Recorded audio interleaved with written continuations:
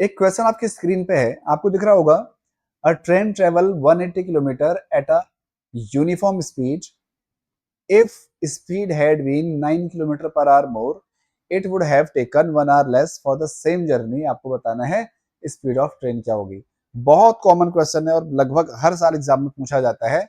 जो भी ट्रेन वाला क्वेश्चन होगा या बस वाला क्वेश्चन होगा, ऐसा कोई भी क्वेश्चन अगर आपके पास आता है तो आज के बाद आपको इस क्वेश्चन में कोई भी दिक्कत नहीं आने वाली है। तो आपको बताता हूं मैं आप किस तरीके से इस क्वेश्चन को सॉल्व कर सकते हो। अब सबसे पहले मुझे पूछ रहा है find the speed of train, तो हमने मान लिया लेट स्पीड ऑफ ट्रेन, हमने मान लिया x किलोमीटर पर आवर। ठीक है, अब ये बोल रहा है कितनी डिस्टेंस कवर करता है 180 किलोमीटर, तो डिस्टेंस कितना है 180 किलोमीटर। तो आप मुझे ये बताओ, अगर किसी ट्रेन की स्पीड x है और वो 180 किलोमीटर डिस्टेंस कवर कर रहा है तो उसे टाइम कितना लगेगा। तो टाइम इक्वल टू होता है डिस्टेंस अपॉन स्पीड, तो डिस्टेंस है 180 और अपॉन में स्पीड आपके पास x, इतना टाइम उसे लगेगा। आगे कंडीशन दिया है if the speed had been 9 kilometre per hour more, it means जो न्यू स्पीड होगी वो कितनी होगी, पहले कितनी थी x थी, अब 9 और होगी तो कितनी हो जाएगी x plus 9 kilometre per our. और डिस्टेंस तो सेम रहेगा क्योंकि डिस्टेंस में कोई फर्क नहीं पड़ने वाला, 180 किलोमीटर। तो टाइम कितना लेगा इस केस में, इस केस में टाइम लेगा डिस्टेंस जो कि आपकी 180 है और अपॉन में जो स्पीड है जो आपकी नई स्पीड है, इतना टाइम लेगा। समझ पाए, बड़ा सिंपल सा है। स्पीड ऑफ ट्रेन को हमने x माना हुआ है, डिस्टेंस 180 है, तो पहले केस में हमने टाइम निकाल लिया। अब क्योंकि स्पीड चेंज हो रही है, 9 किलोमीटर पर आवर ज्यादा है तो स्पीड x प्लस 9 हो जाएगी, डिस्टेंस सेम रहेगा तो टाइम ये होगा। लेकिन कंडीशन क्या बोल रहा है अकॉर्डिंग टू क्वेश्चन, ये अब ये बोल रहा है कि जो पहले ये टाइम ले रहा था अब उसके कंपैरिजन में ये 1 घंटा कम लेगा। मतलब ये हुआ पहले टाइम कितना था 180 अपॉन एक्स, अब टाइम कितना है 180 अपॉन एक्स प्लस 9, तो इनके जो टाइम का डिफरेंस है वो कितना होगा 1 होगा। ये मतलब हुआ। अगर आपको इस चीज से दिक्कत है कि मुझे पहले ये वाला रखना है पहला टाइम या दूसरा वाला टाइम रखना है, तो आपको बहुत सिंपल तरीका बताता हूं। जिसका डिनोमिनेटर छोटा होगा वो पहले रखा जाएगा और जिसका बड़ा होगा वो बाद में रखा जाएगा, क्योंकि जो डिफरेंस है वो पॉजिटिव आना चाहिए। अब आप क्या करोगे, यहां से एलसीएम ले लो, तो x इंटू एक्स प्लस 9, ये तो एलसीएम आएगा। अब देखो यहाँ पे 180 दोनों जगह है तो 180 मैं कॉमन ले लेता हूं पहले ही, तो यहां भी 1 बचा, अब यहां भी 1 बचा। अब x प्लस 9 की 1 से मल्टीप्लाई करेंगे तो आएगा x प्लस 9। समझ पाए आप, क्योंकि मैंने 180 कॉमन ले लिया बाहर, तो यहां भी 1 है और यहां भी 1 है और बीच में माइनस है तो माइनस, और ये x की 1 से होगी क्योंकि 180 बाहर आ गया, यहाँ बचेगा x और इक्वल में कितना 1, तो आपको दिखेगा x से x कट जाएगा, इसीलिए कॉमन लिया था।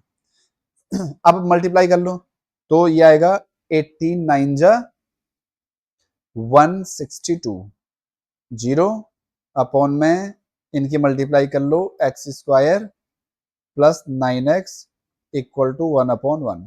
आप क्रॉस मल्टीप्लाई करो तो ये आएगा x square plus 9x equal to 1620 की 1 से होगी तो 1620 ही आएगा। ठीक है, अब आगे आप क्या करोगे, जो भी आपके पास इक्वेशन गिवन है इसे आपको सॉल्व करना है। इक्वेशन आपके पास गिवन है x square plus 9x, x square plus 9x। अब क्योंकि ये राइट साइड है तो ये लेफ्ट साइड आएगा, तो ये हो जाएगा -1620, -1620 इक्वल में 0। ऐसे दो डिजिट जिन्हें माइनस करके 9 आए और मल्टीप्लाई करके ये आए।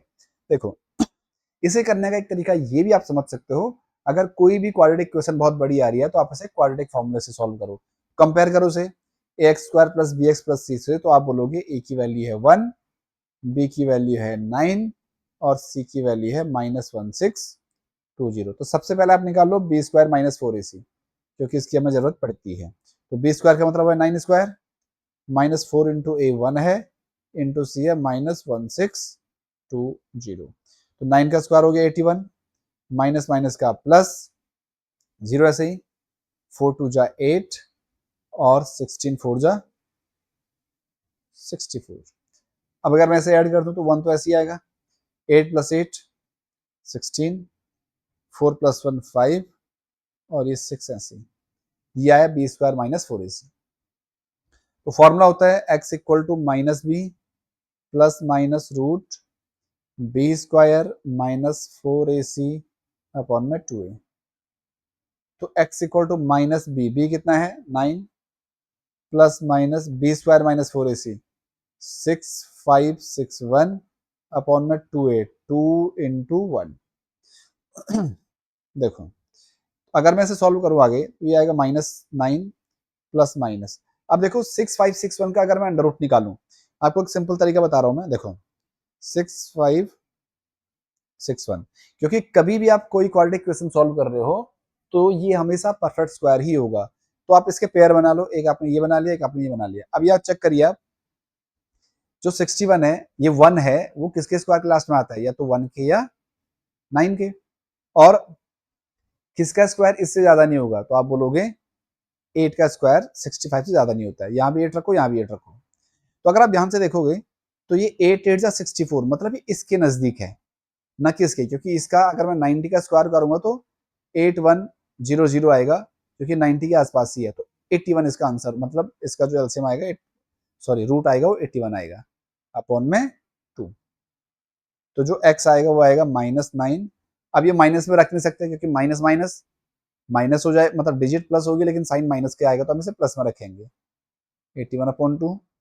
तो जो x आएगा 81 माइनस 90 72 अपॉन 2, और इससे कट जाएगा 36। स्पीड, इसका मतलब हुआ स्पीड ऑफ ट्रेन कितना होगा, 36 किलोमीटर पर आवर।